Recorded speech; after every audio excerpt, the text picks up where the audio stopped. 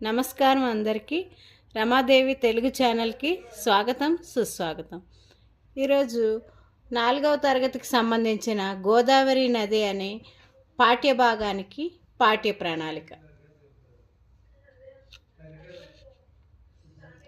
సాధించాల్సిన సామర్థ్యాలు: ధారాళంగా చదవడం, అర్థం చేసుకొని ప్రతిస్పందించడం.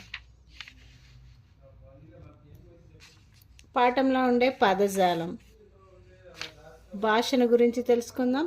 సృజనాత్మకత, ప్రాజెక్ట్.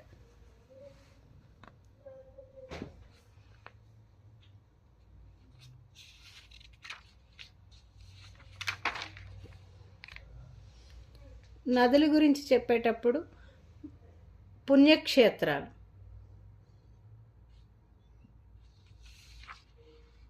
నది ఒడ్డున ఉండే పుణ్యక్షేత్రాల గురించి. గోదావరి నది ఒడ్డున ఉండే పుణ్యక్షేత్రాలు.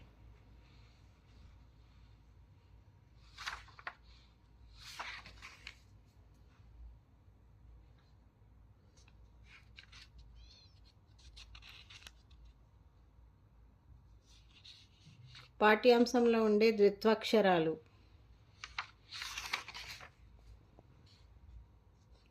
గోదావరి నది పైన ఉండే ఆనకట్టలు.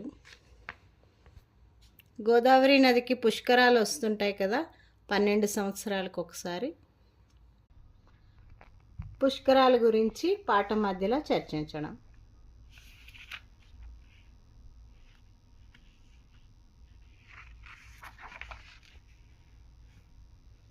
నదుల వల్ల కలిగే ఉపయోగాలు. పాఠం మధ్యలో ఉండే సర్వనామాలు గురించి చర్చించడం. చివరిగా ముగింపు. గోదావరి నది ప్రాశస్త్యం అంటే గొప్పతనం. ముగింపు. నదులు మనకి జీవనాధారం. మనం వాటిని కాలుష్యం చేయకుండా కాపాడుకోవాలి. ధన్యవాదాలు.